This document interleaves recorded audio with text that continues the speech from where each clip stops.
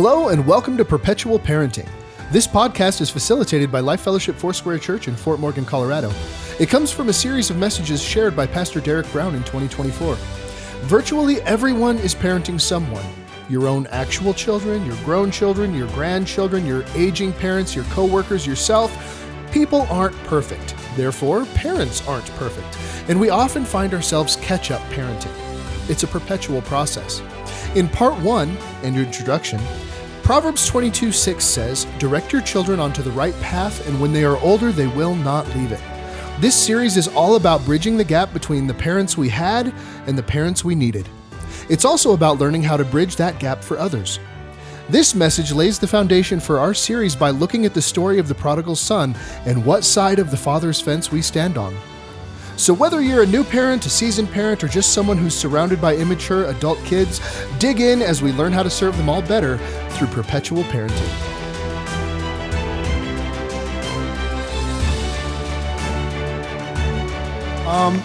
So we're starting a new series called Perpetual Parenting.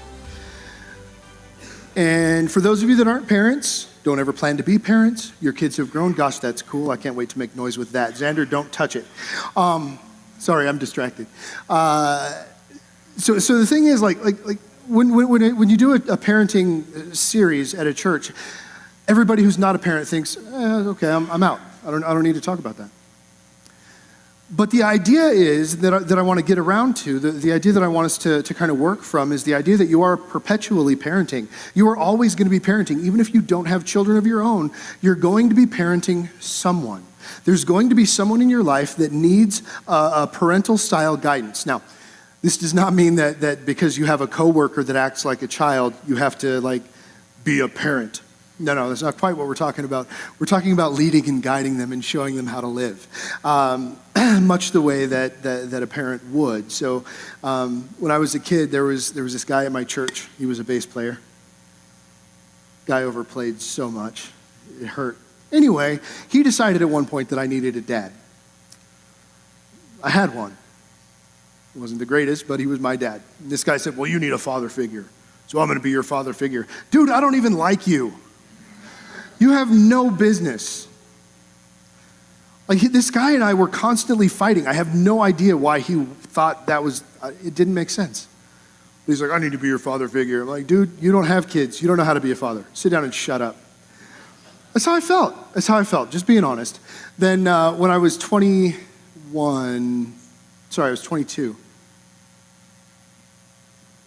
I was 22, 23, as I was getting out of FedEx. I had burned out working at FedEx. Long story, not telling that story today. But as I got out of FedEx, my boss came to me and said, you need a father figure in your life. I have one. He lives in Gillette.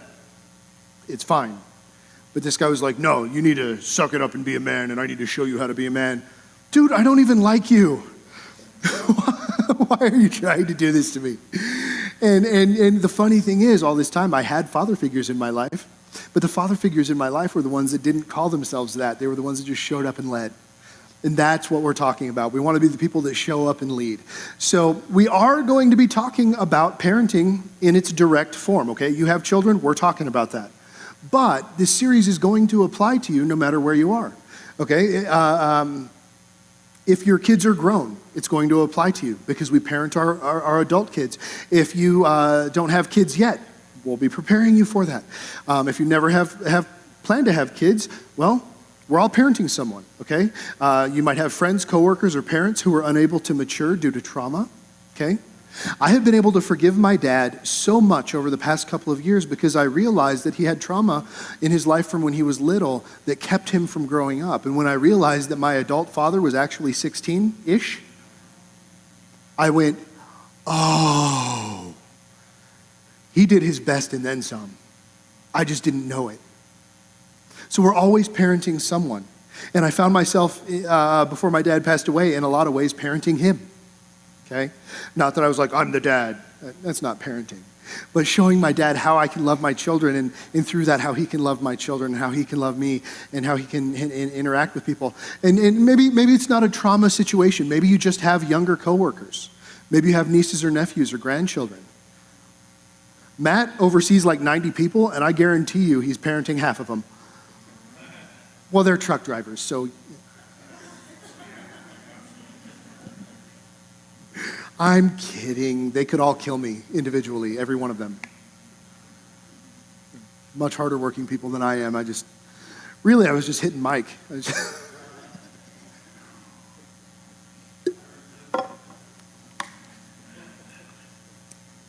So do a lot of people. All right, so our core verse for this series, I'm not going to go through a whole thing, but what I did want to do today was introduce this series in such a way that we all understand that we're all involved in the conversation. If you showed up this morning and I just jumped into a parenting conversation, half of you would tune it out and be like, all right, well, he's doing this series for 3 more weeks, so I don't need to show up. That's not what we're doing. This is a conversation for everyone. And so today I wanted to very, very quickly explain to you why I believe this is a thing, okay? And I've kind of done that, but I wanted to look at Proverbs 22:6 very quickly. It says, direct your children onto the right path, and when they are older, they will not leave it, okay? And all throughout my life, even up until this point in my life, there are people in my life that guide and direct me. They direct me and they guide me onto the right path so that when things happen in my life, I know what to do because I've been led there, I've been guided there. Okay, as a pastor, the way that I led worship this morning was very much influenced by some father figures in my life that led worship and guided me and showed me how to interact with Holy Spirit and how to follow and how to leave space for experimentation with God and let Him work in us and yeah, it's risky, but it's fun and it's real and we get to be human about it. But I'm trying to bridge the gap between current parents and those that are kind of on the outside. That's what I'm hoping to do in the next 5-10 minutes, okay? And there's this discussion in the broader Christianity circles. There's an argument, really, about whether all people are God's children or whether only Christians are God's children. Now, religion would have you believe that the children of God are only those who have been saved, those who believe and confess that Jesus is who He said He is and did what He said He did. I would partially argue otherwise, okay? There is a difference between the saved and the unsaved.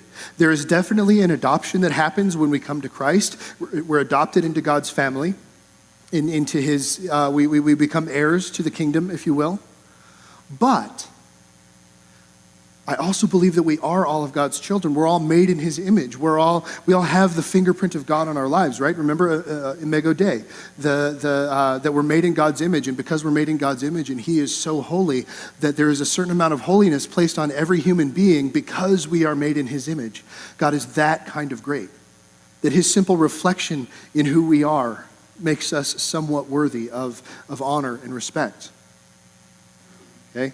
That's where the whole all people are created equal discussion comes from.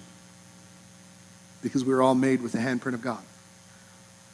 So, there is a difference between saved and unsaved, but I think that a lot of times the church leans so hard into God's children and you're not, that it becomes a controlling hierarchy situation, okay? We're the special ones, we're the called ones, and you're the trash outside the walls. None of us would say that out loud. But that's how the church has behaved for a very, very long time. And we're called to do different. We're called to be different. We're called to behave like Jesus did. And Jesus treated everybody as if they were God's children. The belief that we are God's children and those outside the walls creates a hierarchy. We have to break down hierarchies. Jesus died to break down hierarchies. Jesus died to show us that all are worthy of His love because He's chosen to love us all, okay? So as we're looking at that, we're going to go to Luke 15, verses 1 and 2. I am going to paraphrase. I haven't talked about this since it was July 2021. How many of you were here in July 2021? More than I thought. Fantastic.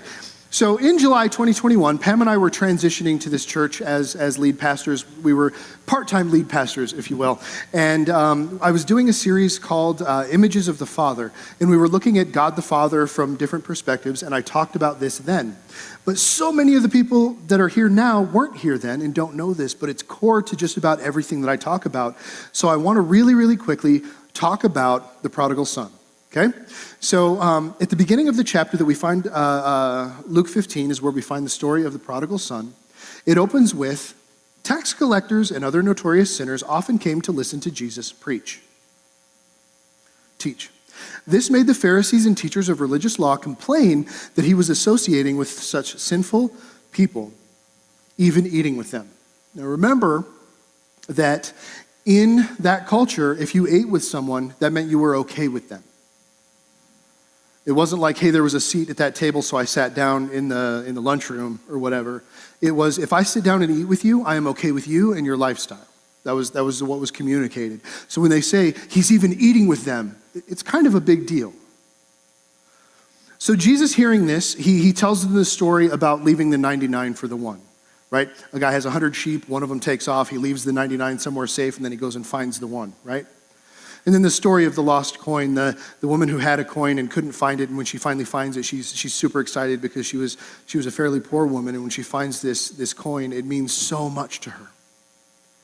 It'd be like you lost an entire paycheck, and there was no way to refill it, and then you find the paycheck, and all of that relief and all of that joy.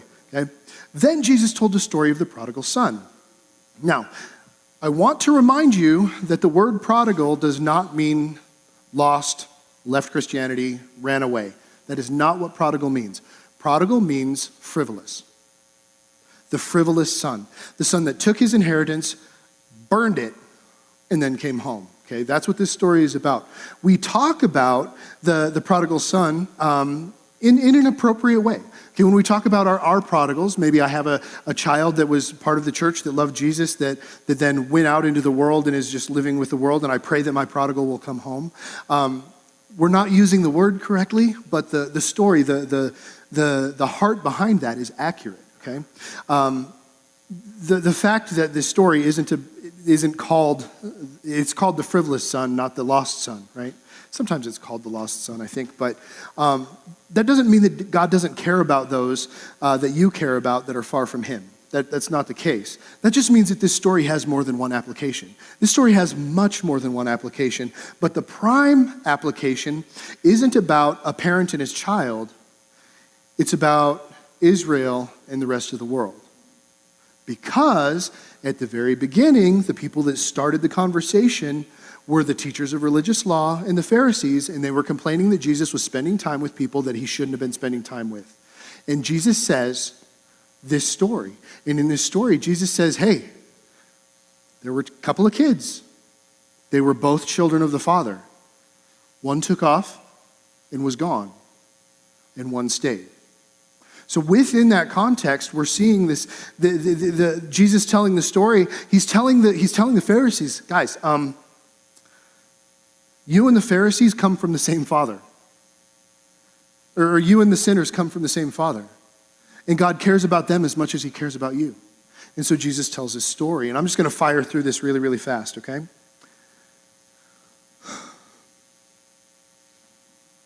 To illustrate the point further, Jesus told them this story.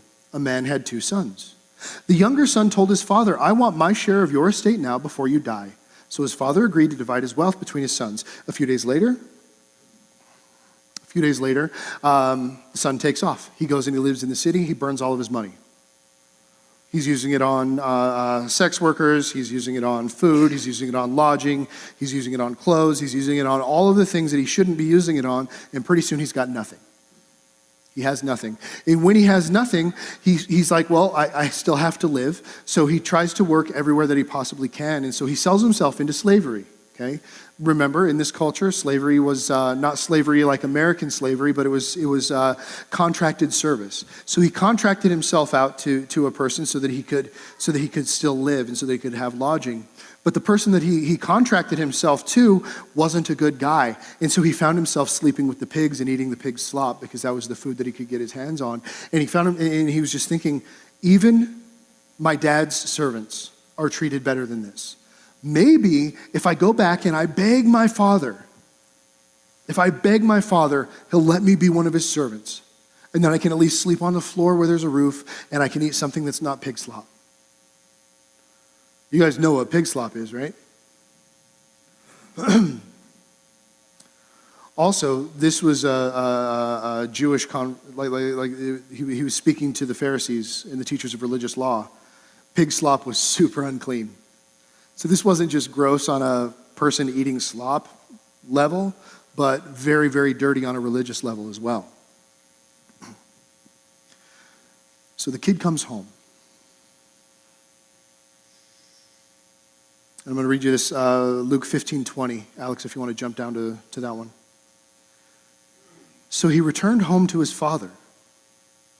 And while he was still a long way off, his father saw him coming. Filled with love and compassion, he ran to his son, embraced him, and kissed him. This is vitally important to our understanding of the relationship between God and man. Especially when we, like Life Fellowship, we've been having this conversation about how when we invite people to come to our church and to come as they are, we need to really be okay with them coming as they are. We need to be okay with people coming and not having dealt with their stuff. We started talking last summer about how I heard a speaker, a preacher say, stop inviting people to your church because they're not safe. And he went on to explain that we tell people to come as they are, but then when they come with real life hurts and real life dirt and real life struggles, the church is like, oh, we don't know what to do with it.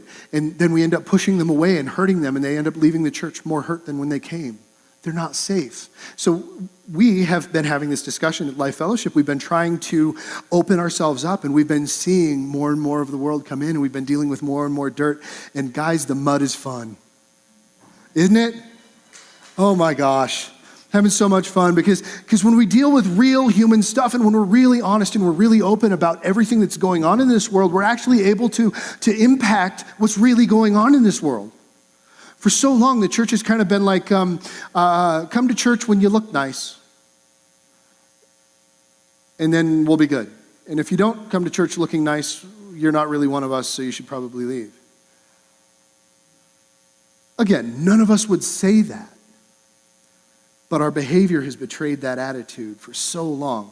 Not necessarily Life Fellowship, but the church at large, right? You guys understand I'm talking about broad Christianity, okay? And so we've been working really, really hard to let this happen. And so here we have this picture. This is the exact picture. The younger son realizes that he really belongs at home. And on his way home, he's walking home. He's like, okay, I am going to beg dad. And he's still covered in pig slop. He didn't have a chance to shower. He left where he was serving, and he's just walking home. I'm going to beg dad. I'm going to beg him, and I'm going to work. And I'm going to work super, super hard so that I can stay and work with the servants. I wonder if that one guy's still there. He was kind of cool. Anyway, I'm gonna beg dad. And he's walking home and he's stressed out. Have you guys ever been in trouble and had to walk home knowing that you were gonna be in trouble when you got there? You guys know how long that walk is? And all the stress and the sweat's just pouring. You're just like, but I gotta go.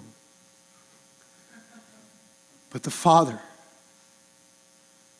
is standing at home and he looks out in the distance and he sees his son far away. And his son is planning, I've got to beg, and I've got to grovel, and I've got to serve, and I've got to work. And the dad didn't ask for any of it. Before the son had a chance, when the son was still a long way off, his father saw him coming, and filled with love and compassion, the father ran to his son. Did not talk to him, did not ask him, where have you been? What have you done with the money I gave you? He didn't grill him. He didn't tell him you should have lived a better life. He didn't say any of that. He embraced him and kissed him. He welcomed his son home before his son could say a word. And that is our Father. That is the God of the universe, and that is his heart towards the people that are on the other side of the fence. And that's who we're called to be. So once the father has hugged the son and kissed him, the father wasn't afraid of the dirt. The father wasn't afraid of the pig slop. The father jumped in and hugged his son and loved his son. The son says, Father, I've sinned against both you and heaven, and I'm no longer worthy of being called your son. And in the next verse, his father completely ignores him. He says, Father, I've sinned against heaven and you, and I'm no longer worthy of being called your son. And his dad turns away and looks at the servants and he says, servants, bring the finest robe in the house and put it on him. Get a ring for my son's finger because he's my son. And the ring signifies that he is my child. Kill the calf that we've been fattening. We must celebrate with a feast. For this son of mine was dead and has now returned to life. He was lost, but now he is found. And then the party began. That is the heart of God towards all of humanity. So the real question is, what side of the fence do we stand on? Because there's a second brother, right? Second brother in verse 25 and 27. The older son was in the fields working. When he returned home, he heard music and dancing in the house. Why is there a party? Nobody told me about a party. So he asked one of the servants what was going on. The servant says, your brother is back and your father has killed the fattened calf and we're celebrating because of your brother's safe return. The older brother was angry and would not go inside. So his father came out and begged him, son, your brother's back. Our family is whole again. Come celebrate with me. But the son replied, all of these years, I've slaved for you. I've worked for you. I was the one that stayed. And never once did I refuse to do a single thing you told me to do. And all of that time, you never gave me even one young goat for a feast with my friends. Yet when this son of yours comes back after squandering your money on prostitutes, you celebrate by killing the fattened calf. That is a level of jealousy we understand. But his father said to him, look, your son, you have always stayed by me, and everything that I have is yours. He was the older son. He was entitled to the greater share of the father's wealth. That wasn't forgotten. The father continues, we had to celebrate this happy day, for your brother was dead and has come back to life. He was lost, but now he is found. When Jesus started this story, he was talking to a group of Pharisees and teachers of religious law. They were saying, we're good, they're not. If you're the Son of God, if you're Jesus, if you're this great teacher, why are you spending time with them? You're supposed to be spending time with us. And Jesus said, you've been doing all the things that you're supposed to do. But these guys are lost, and I'm finding them. I'm bringing them home.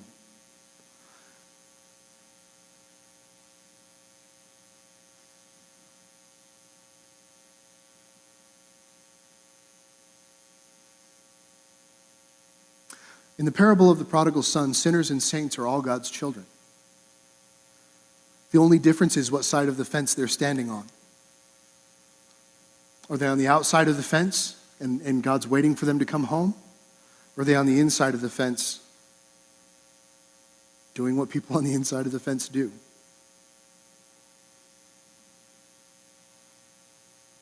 If we understand that all people are God's children and we understand that all people need him, then we can understand that all people have flaws and that all people need guidance and need leadership. And so in this parenting discussion, we can step in and we can say, because God has given me the ability to lead, I can lead the people that need someone. And that does not look like saying, I'm the dad. When I was a kid and I was doing kid stuff, being a huge jerk, my mom would be like, I'm the mom. And she wasn't wrong, but it doesn't really work. Shouting your title at somebody seldom makes them follow you, especially if they're a jerk. And I was a jerk, so it didn't really work that way. But what mom did do was lead and be a parent and show me what it is to sacrifice for your children and to put them first and to make sure that they have everything that they need and to supply them with things to challenge them to grow and to become better people and support their creativity and their interests. And my mom was the best at all of that, and she still is. But shouting your position at people never helps. Leading them does. Showing by example does. And in this moment, God shows us by example. Jesus showed us by this example, by this story, that we're all God's children. It's just what side of the fence are we standing on? If you're on this side of the fence, you get the inheritance, you live with God, you get the blessings, you're part of the kingdom. If you're on the other side of the fence, we're waiting for you to cross over to our side so we can party. Because our brother that once was lost has been found, who once was dead is now alive. That's the glory of the gospel. That's the glory of everything. This is core to just about everything that we talk about. So if you weren't here in July 2021, you have heard it now. God, I thank you so much for today and all of the things that you've done here. God, you did so much this morning from the moment I unlocked that first door till now. God, you've been moving and working and shifting things in hearts. And God, we praise you for everything that you've done. God, I thank you that your heart is for all mankind. That in your eyes there isn't a hierarchy. There's just who's on what side of the fence. Which kids have come home yet and which haven't. In your heart for the ones that haven't come home is as the ones that have. God, I pray that we would adopt your heart and that we would adopt your attitude. And when we see people on the other side of the fence, we wouldn't be upset because you love them. We would be excited because you love them. And because you love them, you love us. And all of that happens. We were talking on Wednesday night. We've talked a lot on Wednesday nights about a lot of things, but we were talking about how freedom only works if everybody gets it. We don't get to look at Muslims and say they shouldn't get to practice their religion because it's not our religion. We don't get to take away their freedom and expect to maintain ours. Freedom only works if everybody gets it. And God's love is the same way. Either he loves everybody or he loves nobody, and he obviously loves everybody.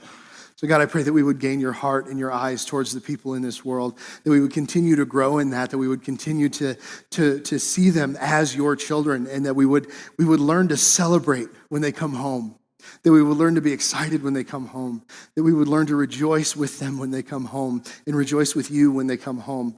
And God, I pray that as we move forward with this parenting conversation next week, that you would give us a really good scope of what you do as a father so that we can apply that to our parenting skills.